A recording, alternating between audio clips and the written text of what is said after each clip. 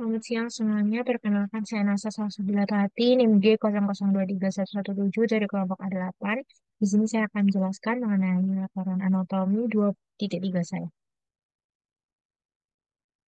Pertama, mengenai area Brodmann. Jadi otak kita itu sudah dipetakan yang dinamakan area Brodmann. Setiap area Brodmann itu memiliki fungsinya masing-masing. Untuk area Brodmann nomor 4 itu untuk area motorik primer.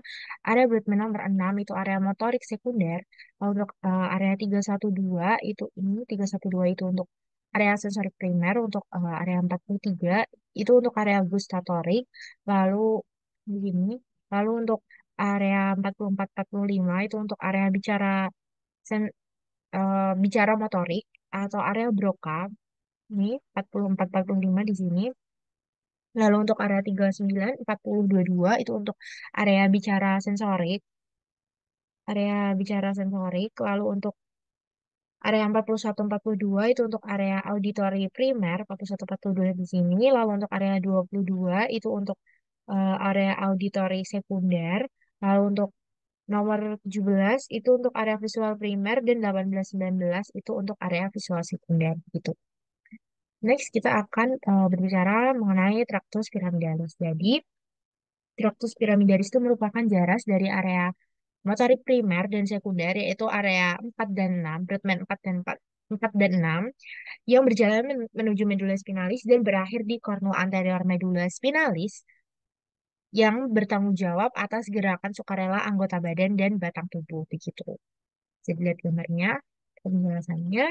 Jadi ini traktus piramidalis. Jadi jalurnya itu dimulai di korteks motorik gitu ya. Nah, di korteks motorik ini itu tempat tubuh neuron tingkat pertama berada. Nah, neuron motorik atas khusus ini itu disebut dengan sel pyramidal beds, di mana akson sel beds ini turun dan berkumpul ke corona radiata begitu. Nah, lalu kemudian setelah bergabung dengan corona radiata, serabut itu berjalan ke inferior, melalui 2/3 anterior, lengan posterior kapsul internal, yang di sini lengan posterior kapsul internal, ini kapsula internal,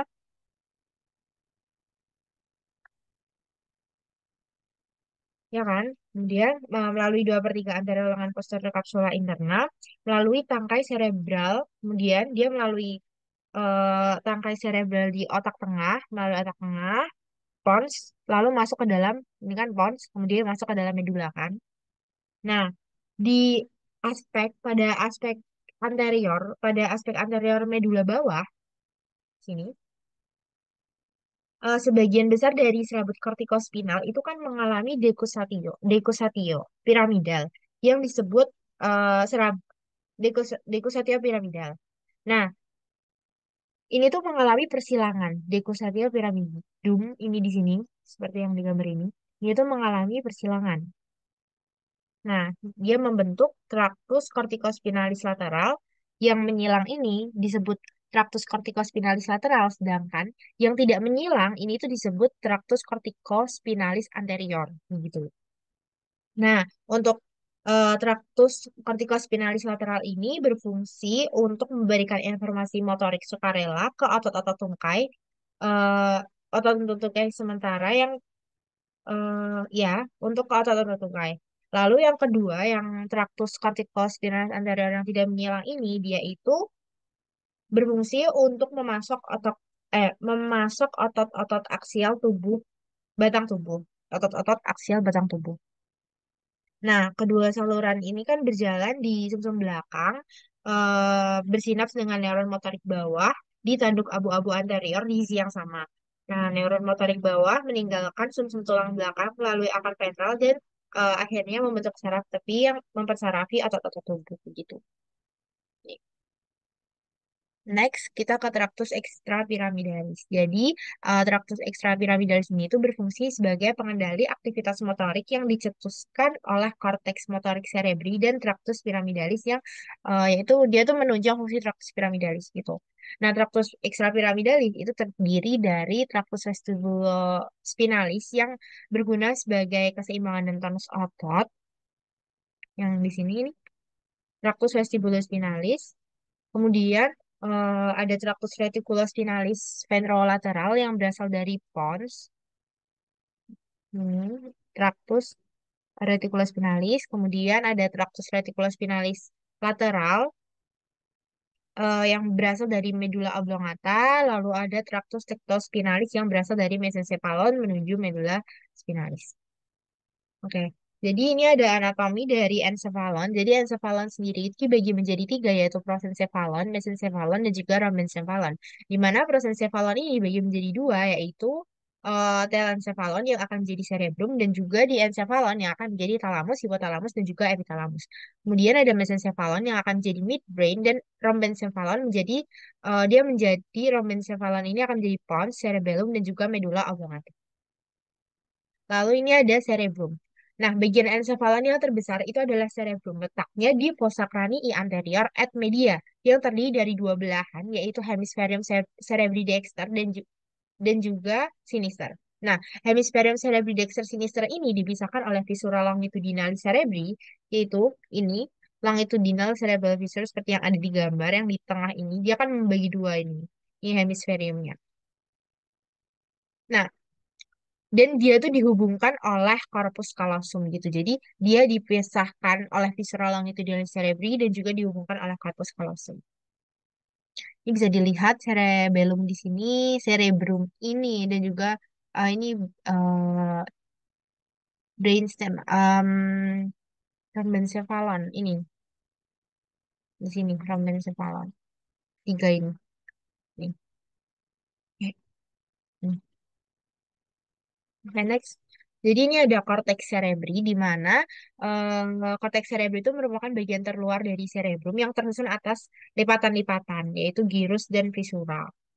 Nah, gyrus sendiri itu bagian yang menonjol, sedangkan untuk visura itu atau sulcus itu bagian cekungan. Ini kan dia terlihat kayak gini ya, kayak berlipat-lipat gitu. Nah, yang bagian menonjolnya itu disebut gyrus, sedangkan untuk bagian cekungannya itu disebut sulcus atau visura. Nah, jadi dibagi menjadi beberapa lobi atau lobus oleh beberapa sulcus yang besar gitu. Nah, korteks cerebri ini dibagi menjadi 6 lobus. Seperti yang ada di gambar, ada lobus frontalis, lobus parietalis, kemudian lobus temporalis, kemudian lobus occipitalis, kemudian lobus limbicus, dan juga lobus insula. Nah, kalau lobus insula itu di dalam sini. Ini lobus insularis. Ini dia di dalam sini, sedangkan untuk lobus limbicus sendiri tidak terlihat. Oke, ini ada sulcus ya. Jadi untuk pembagian sulcusnya sendiri itu ada 4, ada sulcus centralis atau viscera rolandi nama lainnya. Itu sulcus ini, nih. Nih. Sulcus centralis sendiri dia itu di antara gyrus precentralis dan juga postcentralis gitu. Ini ada gyrus precentralis, ini ada gyrus postsentralis. Nah, ini kan gyrus postsentralis, ini presentralis. Nah, yang di tengah-tengah ini yang memisahkan gyrus presentralis dan juga postsentralis ini adalah sulcus centralis atau viscera rolandi. Nah, dia itu juga memisahkan lobus frontalis dan juga lobus parietalis. Kemudian ada sulcus lateralis cerebri sylvii atau viscera sylvii ini dia tuh terdiri dari tiga, ramus anterior, ascending, dan juga posterior. Nih. Dia memisahkan lobus temporalis dan juga lobus frontalis dan parietalis gitu. Lalu ada sulcus parieto occipitalis. Parieto occipitalis ini dia memisahkan lobus parietalis dan juga lobus occipitalis. Sedangkan yang terakhir ada sulcus calcarinus atau sulcus calcarina. Itu dia berada di facies medial hemispherium cerebri dan dia berawal dari bawah ujung posterior corpus callosum hingga polus occipitalis dan banyak korteks visual primer yang ada di sulcus calcarinus ini. Next. Ini ada girus. Jadi girusnya sendiri itu ada 4 di sini. Girus presentralis yang terletak di antara sulcus presentralis dan sulcus centralis. Kemudian ada girus frontalis superior yang terletak di superior sulcus frontalis superior. Kemudian ada girus frontalis medius yang terletak di antara sulcus frontalis superior at inferior. Kemudian ada girus frontalis inferior yang terletak di inferior sulcus frontalis inferior.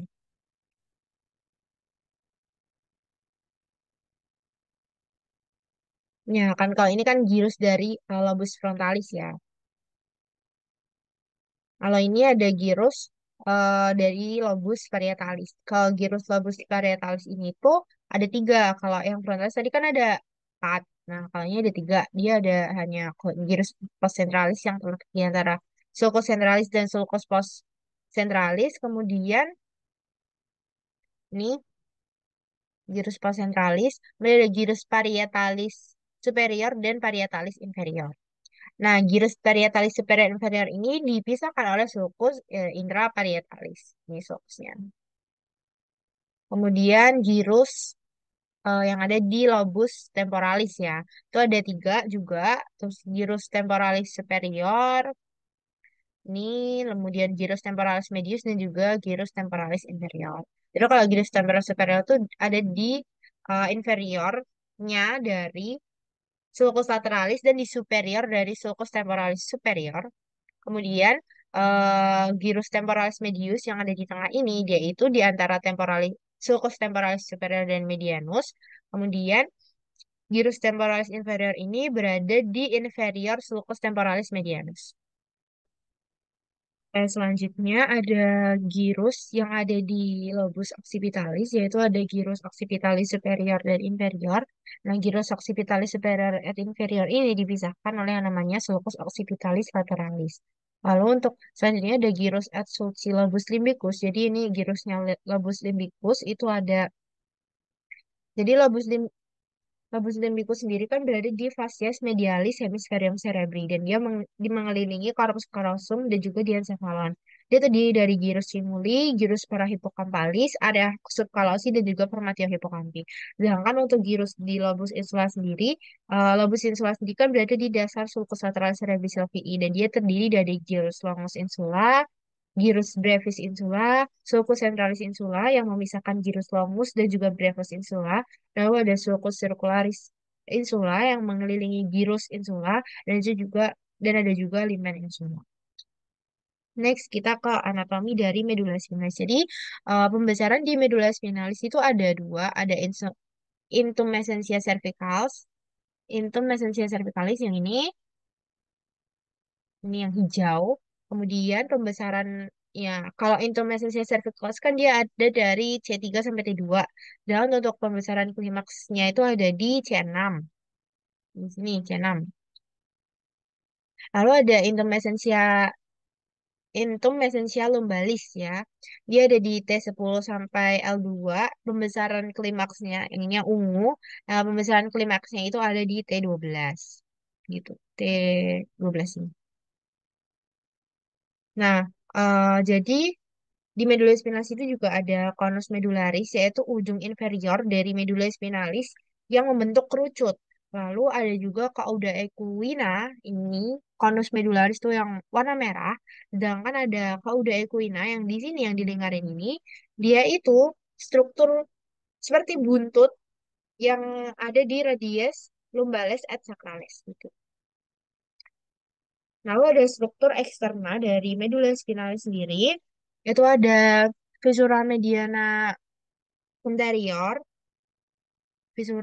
mediana, visura mediana anterior di sini, kemudian ada sulcus mediana posterior, sulcus medius posterior, kemudian ada sulcus anterolateralis, kemudian ada sulcus posterolateralisyang ada di sini. Gitu. Jadi, sulcus anterolaterals itu tempat keluar dari radix anterior atau radix efferent ya. Nah, sedangkan kalau sulcus posterolaterals sendiri, dia itu tempat keluar dari radix afferent atau radix posterior gitu. Kalau afferent itu biasanya motorik, kalau afferent itu sensorik. Nah, lalu ada struktur internanya. Struktur internanya itu ada dua. Substansia alba dan juga substansia grisea. Substansia alba yang di luar, substansia grisea yang di dalam. Nah, substansia alba ini warnanya itu putih, seperti yang terlihat di sini. Maksudnya lebih terang dibanding substansia grisea. Kalau substansia alba itu warnanya putih karena isinya di situ serabut saraf yang terselubung mielin. Nah, substansia alba ini dibagi menjadi tiga bagian, yaitu funiculus anterior, funiculus lateral, dan juga funiculus posterior. Sedangkan untuk substansia grisea sendiri, warnanya itu abu-abu karena dia itu didominasi oleh badan sel saraf dan di tengahnya itu ada kanalis ventralis yang bentuknya seperti kupu-kupu. Nggak, substansia grisea ini bentuknya seperti kupu-kupu. Nah, di tengahnya ini kayak di tempat sambungan dari sayapnya itu tuh ada kanalis ventralis gitu. Yang dia tuh bakal terisi sama LCS hingga ke ventriculus terminal. Kemudian ada plexus medulla spinalis. Jadi plexus medulla spinalis ini ada plexus cervicalis yang dia tuh dibentuk oleh rami primarii ventralis nervi cervicalis 1 sampai 5, nervi spinalis yang berasal dari segmen cervical 1 sampai 4. Kemudian ada plexus brachialis yang dibentuk oleh nervi cervicalis 5, 6, 7, 8 at nervi thoracal 1. Kemudian ada plexus lumbosacralis, yaitu ada 3, plexus lumbalis, plexus sacralis, dan juga plexus coccygeus. Di mana plexus lumbalis ini dia terdiri dari nervi lumbalis 1 sampai 5. Untuk plexus sacralis ini ada nervi sacralis 1 sampai 4. Dan plexus coccygeus ini terdiri dari nervi sacralis 4 sampai 5 at nervi coccygeus gitu. Nah, kemudian ini ada traktus ascendens descendens. Jadi buat traktus yang ascendens ini yang warnanya eh ya, yang warnanya pink, yang diberi warna tanda pink ini. Jadi buat yang traktus ascendens atau yang traktus yang kanan, dia itu ada spinothalamic anterior, traktus spinothalamic anterior yang di sini, anterior spinothalamic tract yang dia tuh membawa rangsang raba dan juga tekan. Kemudian ada spinothalamic lateral di sini, yaitu dia membawa rangsang nyeri dan juga suhu. Kemudian ada spinocerebralis anterior dan juga posterior dan juga anterior, yaitu membawa rangsang keseimbangan proprioseptif dan juga ada kolumna dorsalis posterior, yaitu melokalisasi sentuhan, getaran, diskriminasi dua titik, dan juga proprioseptif. Sedangkan untuk yang kiri yang ditandai warna kuning ini, dia itu merupakan traktus descendens gitu. Yang terdiri dari traktus corticospinalis anterior yang di bawah sini, corticospinalis anterior, sama ada corticospinalis lateral. Nah, mereka berdua ini berfungsi untuk pergerakan otot-otot volunteer, sedangkan untuk tractus rubrospinalis ini, dia itu merupakan tractus extrapyramidalis yang fungsinya sebagai koordinasi gerakan otot kontralateral. Sedangkan untuk tractus tectospinalis, itu merupakan tractus extrapyramidalis juga yang fungsinya itu untuk refleks pada lengan, respon terhadap penglihatan, pendengaran, dan juga kulit. Kemudian ada traktus ekstrapyramidalis sendiri yang fungsinya untuk mempertahankan keseimbangan dan koordinasi gerakan mata dan juga kepala. Next. Nah, ini ada vaskularisasi dari medspin. Jadi, medulla spinalis sendiri itu divaskularisasi oleh arteri spinalis anterior. Ini yang ini. Panjang sekali. Next. Ini ada nervi cranialis. Jadi, nervi cranialis nomor nervus cranialis itu diurutkan berdasarkan urutan keluarnya gitu. Jadi tempat keluarnya nervus itu diurutkan berdasarkan urutan keluarnya. Jadi ada nervus cranialis 1 dan 2 yang keluarnya di encephalon, lewat encephalon. Kalau misal kalau nomor 3, 4, 5, 6, 7, 8, 9, 10, 11, 12, nomor 3 sampai nervi cranialis 3 sampai 12 itu keluar lewat truncus cerebri gitu. Bisa dilihat di gambarnya ya. Ini ada mesencephalon yang keluar dari mesencephalon sendiri itu ada 2 nervus yaitu nervus 3 dan juga nervus 4. Sedangkan untuk keluar dari pons sendiri ada 4 nervus yaitu 5, 6, 7, 8. Dan juga ada yang keluar dari medulla oblongata sendiri itu ada 4 nervus yaitu nervus 9 sampai nervus 12. Ini untuk tabel pembagiannya untuk nervus olfactorius nervus 1 itu tempat keluarnya di bulbus olfactorius yaitu yang ada di encephalon di sini bulbus.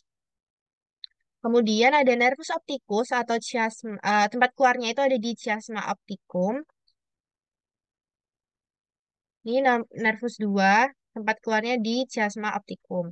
Kemudian ada nervus oculomotorius, tempat keluarnya di fossa interpeduncularis. Ini nervus 3 yang ini, yang merah atas, yang di sini. Hmm. Itu kemudian ada nervus trochlearis atau nervus 4, keluarnya di caudal colliculus inferior, terus ada nervus trigeminus atau nervus 5, keluarnya di brachium pontis, kemudian ada nervus abducens, keluarnya di sulcus bulbopontinus, kemudian ada nervus facialis, keluar dari angulus cerebellopontinus, dan juga sama dengan nervus vestibulocochlearis atau nervus 8, tempat keluarnya di angulus cerebellopontinus juga, kemudian ada nervus glossopharyngeus, nervus vagus, nervus accessorius, dan juga nervus hypoglossus itu keluarnya dari sulcus posterolaterales.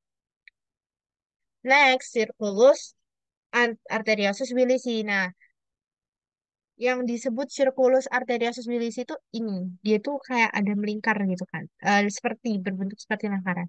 Nah, jadi circulus arteriosus Willis ini dibentuk pada basis encephalon oleh sistem arteria vertebrobasilaris dan sistem arteria carotis interna yang saling berhubungan gitu.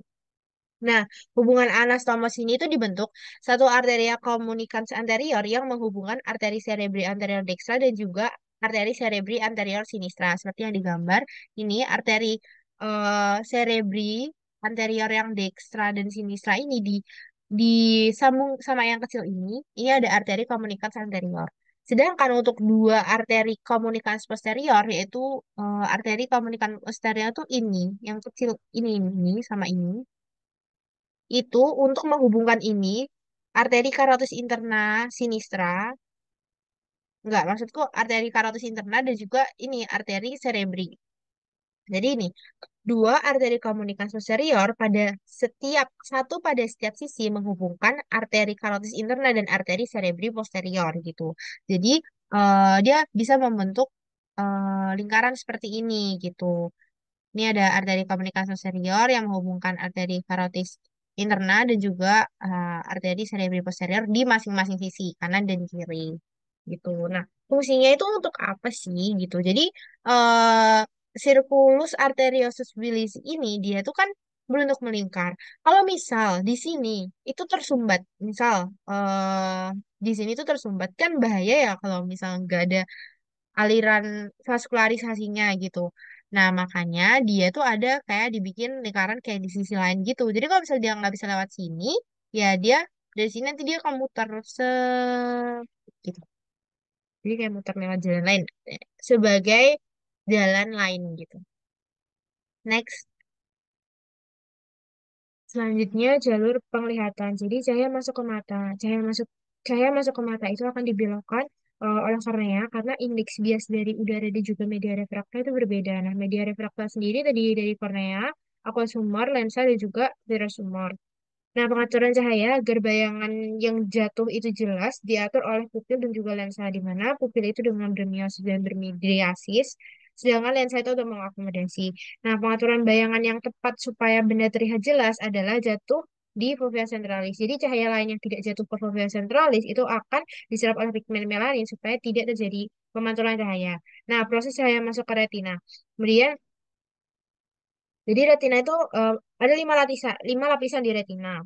Cahaya itu akan masuk melewati ganglion sel di inner plexiform, inner nuklear, outer plexiform, baru setelah itu sampai di outer nuklear dan dideteksi oleh sel fotoreseptor, sel yang mentransduksi cahaya. Nah, setelah sampai di sel fotoreseptor, cahaya itu akan diproses dengan arah yang berkebalikan dan berakhir di ganglion sel. Kemudian akson sel ganglion ini yang akan membentuk nervus opticus dan juga mengirim sinyal ke otak. Nah, retina ini itu ya proses pengiriman sinyal ke otak. Nah, retina itu kan ada dua bagian, yaitu di bagian nasal yang di dekat hidung dan juga di bagian temporal. Sini. Retinal nasal itu akan mendeteksi objek di bagian temporal dan juga retinal temporal itu akan mendeteksi objek di bagian nasal gitu. Nah, nervus opticus retinal temporal ini itu akan mengirimkan jarak sinyal ipsilateral ke tractus opticus. Jadi nervus opticus retinal temporal itu akan mengirim jarak sinyal ipsilateral ke traktus optikus. Kemudian lalu dari traktus optikus itu ke itu kan sebenarnya ada 4 percabangan ya. Yang pertama ke nukleus ginucleatum lateral dulu yang ada di talamus. Ini lateral geniculate nucleus of thalamus. Kemudian ke radiasi optikus, kemudian setelah dari radiasi optikus ke korteks penglihatan primer dan bayangan diinterpretasikan. Nah, korteks penglihatan primer ini ada di medial occipital lobus gitu. Nah, kemudian ada percabangan lain yaitu ke nukleus eh pretektal. Nukleus ini area pretektal di sini. Dia itu untuk pengaturan refleks pupil dan juga ada juga yang kan nukleus superchiasma. Nukleus superchiasma itu untuk mengatur irama sirkadian, lalu ada nukleus colliculus superior. Ini superior colliculus itu yang berfungsi untuk mengatur pergerakan mata. Nah, nervus opticus nasal itu akan mengalami crossing over di chiasma opticus hingga nervus opticus nasal mata kiri itu akan mengirim sinyal penglihatan ke korteks penglihatan kanan. Nah, sebaliknya nervus opticus nasal mata kanan itu akan mengirim sinyal penglihatan mengirim sinyal penglihatan ke korteks penglihatan kiri gitu. Jadi dibalik gitu. Nah, ini ada otot mata dan juga fungsinya. Jadi otot mata itu ada levator palpebra superioris, kemudian ada musculus obliquus superius, musculus obliquus inferius, musculus rectus superior, rectus inferior, rectus medialis dan juga rectus lateralis. Seperti yang terlihat di sini, ini di atas ini ada levator palpebra superioris. Terus yang di sini ini ada musculus rectus superior, yang superior. Terus di sini ada yang di belakang situ ada musculus rectus medialis, kemudian yang di depan ini itu ada musculus rectus lateralis, kemudian yang di bawah sini ada musculus rectus inferior. Yang melingkar ini itu ada musculus obliquus inferior yang di bawah melingkar di bawah, sedangkan yang melingkar di atas ada musculus obliquus superior. Jadi buat fungsinya sendiri, eh untuk musculus levator palpebral superior itu untuk mengangkat palpebral superior, untuk musculus obliquus superior itu untuk abduksi, depresi dan juga rotasi medial. Kemudian untuk musculus obliquus inferior ini itu berfungsi untuk abduksi elevasi dan rotasi lateral. Kemudian untuk rectus superior sendiri untuk adduksi, elevasi dan rotasi medial. Sedangkan untuk musculus rectus inferior berfungsi untuk gerakan adduksi, depresi, dan juga rotasi lateral. Untuk musculus rectus medialis berfungsi untuk gerakan adduksi, sedangkan untuk musculus rectus lateralis berfungsi untuk gerakan abduksi. Nah, selanjutnya ada perbedaan dari saraf simpatis dan juga saraf parasimpatis. Untuk distribusinya sendiri, kalau simpatis itu segmennya thoracolumbar, dan parasimpatis itu untuk segmen kraniosakral. Ya, kalau simpatis itu di distribusinya di kulit, kelenjar keringat, musculus erector pili, jaringan adiposa, dan otot polos pembuluh darah. Sedangkan untuk parasimpatis, saraf parasimpatis itu distribusinya terbatas pada kepala dan organ dalam dada, perut, dan panggul serta beberapa pembuluh darah. Lalu untuk lokasi dari preganglioniknya, untuk simpatis sendiri itu kornolateral atau nukleus intermediolateral cornolateralis medulla spinalis, segmen medulla spinalis segmen segmen medulla spinalis, segmen thorakolumbal satu T1 dan L2 thorakolumbal kemudian menuju ke ganglia trunkus simpaticus atau ganglion prevertebralis. Dan untuk parasimpatisnya sendiri dia alokasi preganglioniknya di nukleus saraf kranial 3, 7, 9 dan juga 10 serta substansia grisia medulla spinalis segmen eh, sakralis S2 sampai S4 kraniosakral menuju ke ganglion terminalis. Sedangkan untuk panjang aksonnya sendiri, neuron preganglionik itu memiliki akson yang pendek dan neuron postganglionik simpatis itu aksonnya panjang. Ini yang simpatis. Sedangkan untuk yang parasimpatis, neuron preganglioniknya itu memiliki akson yang panjang, sedangkan postganglioniknya memiliki akson yang pendek. Lalu untuk neurotransmitternya, kalau simpatis itu neuron preganglioniknya itu melepaskan ACH atau acetylcholine, sedangkan untuk neuron postganglioniknya melepaskan norepinefrin. Sedangkan untuk parasimpatis, neurotransmitter preganglion dan postganglioniknya itu melepaskan asetylkolin. Lalu untuk efek fisiologi simpatis, saraf simpatis itu untuk fight or flight. Jadi kayak kalau kita lagi tegang gitu, nah kalau dia kan tegang, maka simpatisnya yang aktif gitu. Kalau tubuh kita tegang, itu simpatisnya aktif. Kalau misal parasimpatis itu rest and digest efek fisiologisnya. Jadi ketika dia istirahat, ketika dia sedang santai, ketika tubuh kita sedang santai, maka yang aktif itu adalah saraf parasimpatis. Nah, ada modalitas dari saraf kranial. Jadi ada 7 tipe modalitas atau komponen nuklei nervi cervical. Komponen nuklei nervi kranial. Maaf. Jadi itu ada GSE, GVE, SVE, GVA, SVA, GSA, SSA. Jadi buat GSE sendiri atau General Somatic Afferent itu untuk motorik, motorik untuk otot skelet umum. Kalau General Visceral Afferent itu untuk autonom parasimpatis, yaitu kelenjar dan pupil. Kemudian ada SVE atau Special Visceral Afferent itu untuk motorik, motorik untuk otot skelet yang berasal dari brachial arch, seperti otot pangunya, mimik wajah, musculus sternocleidomastoideus, dan musculus trapezius, serta otot laring dan faring.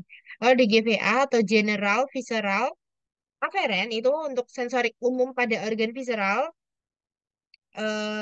nyeri, suhu, raba, dan tekan, khusus untuk organ visceral ya. Kemudian untuk special visceral afferent itu sensorik untuk indera khusus derivat GIT, yang berhubungan dengan makanan seperti penciuman dan pengecap. Kemudian ada GSA atau general somatic afferent yaitu sensorik untuk tubuh, nyeri, suhu, raba, tekan. Kemudian untuk tubuh secara umum general. Kemudian ada SSA atau special somatic afferent itu sensorik untuk indera khusus dari tubuh seperti visual, keseimbangan, pendengaran. Jadi dia tidak ada hubungan dengan makanan gitu. Kalau spesial itu yang khusus indera khusus karena dia spesial. Kalau yang general itu yang tubuh secara umum gitu. Jadi ini ada GSA, GVA, GSA, GSE, GVE, BE.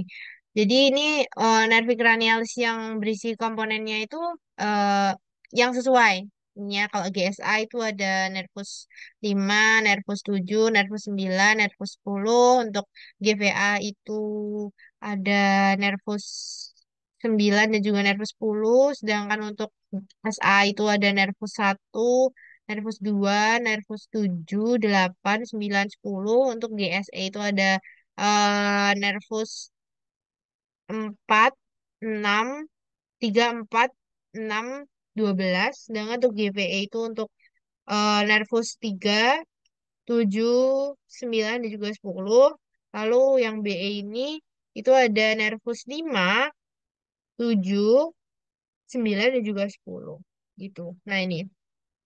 Sensorium khusus atau afferent visceral khusus itu untuk penghidup pengecap. Terus kayak ada SSA untuk atau spesial somatik, spesial indera khusus untuk penglihatan, pendengaran, keseimbangan mata kan.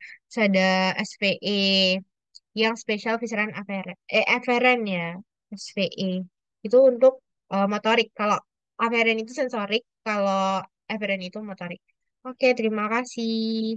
Ini daftar pustaka saya. Kemudian terima kasih. Mohon maaf apabila ada salah kata.